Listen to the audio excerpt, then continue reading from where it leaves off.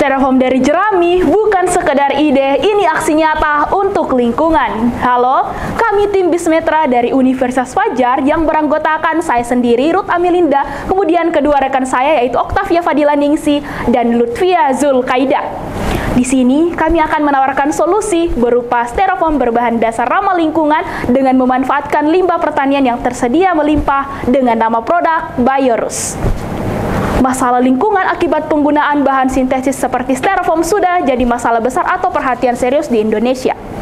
Styrofoam banyak digunakan di berbagai sektor, terutama makanan dan pengemasan, karena ringan dan murah. Tapi di balik itu, styrofoam punya dampak lingkungan yang sangat besar. Berdasarkan data dari Kementerian Lingkungan Hidup dan Kehutanan tahun 2023, Indonesia memproduksi lebih dari 80 juta ton sampah tiap tahunnya. Dan sekitar 17% diantaranya adalah sampah plastik yang sulit terurai. Namun, terlepas dari hal tersebut, saat ini masyarakat semakin sadar pentingnya memilih produk yang tidak berdampak negatif pada lingkungan atau terbuat dari bahan yang sulit terurai. Dan di Indonesia sendiri, peningkatan permintaan terhadap produk-produk berlabel ramah lingkungan sudah terlihat nyata.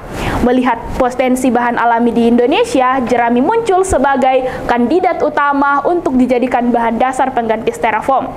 Dan menurut data dari BPS tahun 2020, limbah jerami bisa mencapai 55 juta ton sampah per tahunnya. Dan sebagian besar justru dibakar begitu saja, yang pada akhirnya memperparah masalah polusi udara.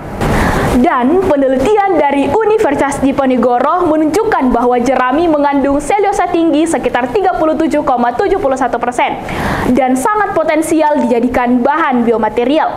Jadi, secara bisnis, produk kami juga punya keunggulan kompetitif. Selain inovatif dan ramah lingkungan, bahan seperti ini lebih ekonomis karena memanfaatkan limbah pertanian yang tersedia melimpah. Dengan semua fakta dan data yang saya jelaskan sebelumnya, jelas bahwa jerami bisa menjadi solusi yang baik terhadap permasalahan styrofoam yang mencemari lingkungan. Dan adapun tujuan dari ide bisnis kami, yaitu yang pertama, mengurangi pemakaian styrofoam yang susah diurai dan merusak lingkungan. Kemudian yang kedua, mengubah jerami yang biasanya dibuang jadi barang yang lebih bermanfaat. Kemudian yang ketiga, membuat kemasan ramah lingkungan yang aman untuk manusia dan juga alam. Dan yang terakhir, membantu petani dan orang desa agar memiliki penghasilan tambahan. Selain itu, adapun manfaat dari ide bisnis kami adalah yang pertama, lingkungan menjadi lebih bersih karena sampah plastik berkurang. Kemudian yang kedua, mengadakan lapangan kerja baru dari proses pembuatan produk ini. Dan yang ketiga, membantu masyarakat lebih peduli dengan produk yang ramah lingkungan. Dan yang terakhir, ikut mendukung aturan pemerintah tentang pengurangan sampah plastik. Selanjutnya, saya akan menjelaskan secara singkat di bagian analisis usaha. Biorux merupakan produk inovasi kemasan makanan yang ramah lingkungan. Keunikan produk ini terletak dari bahan baku utama, yaitu limbah jerami padi yang dapat menjadi bahan utama bagi produk Biorux. Berikut adalah desain logo dan tampilan dari produk kami. Berdasarkan analisis tim, berikut adalah analisis segmentasi, targeting, and positioning dari produk kami. Yang pertama adalah segmentasi. Mulai dari segmentasi berdasarkan geografis. Segmentasi ini berfokus kepada daerah perkotaan seperti Makassar. Produk ini, Biorux sendiri memiliki peluang dalam industri makanan yang mulai berorientasi pada produk yang ramah lingkungan. Namun, kemungkinan besar Biorux akan menyebar ke seluruh Indonesia dengan pemasaran melalui media sosial. Selanjutnya adalah segmentasi berdasarkan perilaku. Dalam segmentasi berdasarkan perilaku, konsumen yang memiliki kesadaran tinggi terhadap isu lingkungan dan cenderung memilih produk yang mendukung gaya hidup sehat dan ramah lingkungan. Yang kedua, kita masuk ke bagian targeting. Produk Biorux secara strategis menargetkan 3 segmen, yaitu pertama, UMKM kuliner, yang kedua komunitas, dan yang ketiga pemerintah daerah. Terakhir, yaitu positioning dari produk kami. Produk Biorux dapat diposisikan sebagai alternatif kemasan ramah lingkungan yang aman. Biorux juga produk inovatif yang mendukung pelestarian lingkungan dalam pengurangan limbah plastik dan styrofoam. Selanjutnya adalah analisis SWOT dari produk kami. Yang pertama adalah kekuatan. Produk Biorux memiliki kekuatan utama, yaitu kemasan ramah lingkungan menjadikan produk ini aman bagi alam dan tidak mencemari lingkungan. Yang kedua adalah kelamahan. Produk Biorux memiliki kelamahan diantaranya adalah kapasitas produksi yang. Namun, mengatasi kelemahan dari produk Biorux yaitu perlu dilakukan peningkatan kapasitas melalui kemitraan produk. Yang ketiga adalah peluang. Produk Biorux memiliki peluang yang besar seiring dengan peningkatan kesadaran pasar terhadap produk ramah lingkungan. Yang terakhir adalah ancaman. Ancaman untuk produk Biorux yaitu persaingan dari kemasan konvensional seperti styrofoam yang masih jauh lebih murah dan mudah didapatkan. Adapun analisis 4P dari produk kami. Yang pertama adalah produk. Biorux adalah kemasan ramah lingkungan yang terbuat dari limbah pertanian yaitu jerami padi sebagai alternatif pengganti kemasan makanan styrofoam.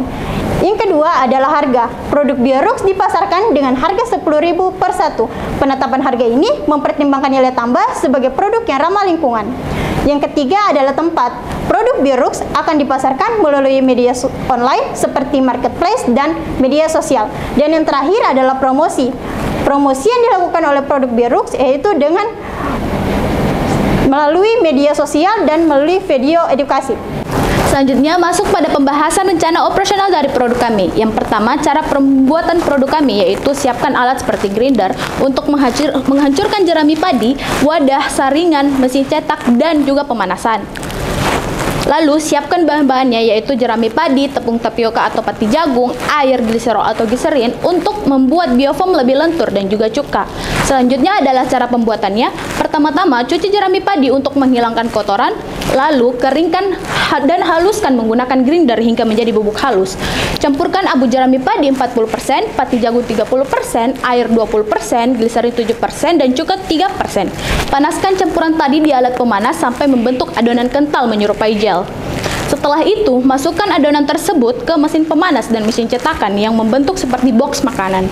Setelah melalui proses pemanasan, keluarkan produknya dari mesin cetakan dan pindahkan ke tempat yang lebih dingin lalu diamkan hingga produknya juga dingin. Selanjutnya adalah pembahasan mengenai PESTEL Analysis. Analisis PESTEL adalah kerangka analisis strategi yang penting dalam perencanaan operasional. Teori ini dirancang untuk mengidentifikasi faktor eksternal yang memengaruhi pengambilan keputusan strategis. Kekuatan eksternal PESTEL dibagi menjadi 6 kategori. Yang pertama adalah politik. Kemajuan kemasan makanan berbahan biofoam dari jerami pasti sangat bergantung pada dukungan kebijakan pemerintah terhadap industri ramah lingkungan. Pemerintah telah membuat aturan yang melarang penggunaan plastik sekali pakai. Yang kedua adalah ekonomi. Bahan baku seperti jerami padi yang banyak dan murah bisa mengurangi biaya produksi. Produk Biorux pun memiliki keunggulan ekonomi karena itu. Yang ketiga adalah sosial. Tren masyarakat yang semakin peduli terhadap lingkungan dan ingin menghindari plastik menjadi faktor utama yang mendukung penggunaan Biorux. Yang keempat adalah teknologi. Pengembangan kemasan dari jerami padi sangat bergantung pada inovasi di bidang teknik bahan dan manufaktur. Teknologi yang mampu membuat Biorux kuat, tahan panas, dan cepat terurai sangat diperlukan.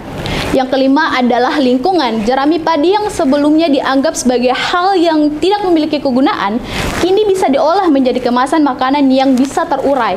Dan yang terakhir adalah hukum. Penggunaan kemasan makanan harus sesuai dengan standar keselamatan pangan dan aturan lingkungan. Produk styrofoam dari kami yaitu Biorux dari jerami perlu izin edar dari BPOM dan SNI terkait kemasan makanan. Dan yang terakhir adalah biaya yang kami butuhkan dalam perencanaan bisnis ini. Total biaya peralatan yaitu 51.935.000, total biaya bahan baku yaitu 135.000, total biaya transportasi yaitu 70.000, total biaya iklan yaitu 1.200.000. Dan selanjutnya adalah proyeksi pendapatan kami dalam 1 bulan, yaitu jumlah produk yang terjual adalah 8.500 pieces dengan harga 10.000. Jadi total pendapatan kami yaitu 85 juta. Dengan proyeksi keuangan yang menjanjikan, Biorux menunjukkan kelayakan tinggi untuk direalisasikan sebagai usaha yang mempunyai nilai dan manfaat. Bismetra siap mewujudkan styrofoam yang ramah lingkungan dan berkelanjutan.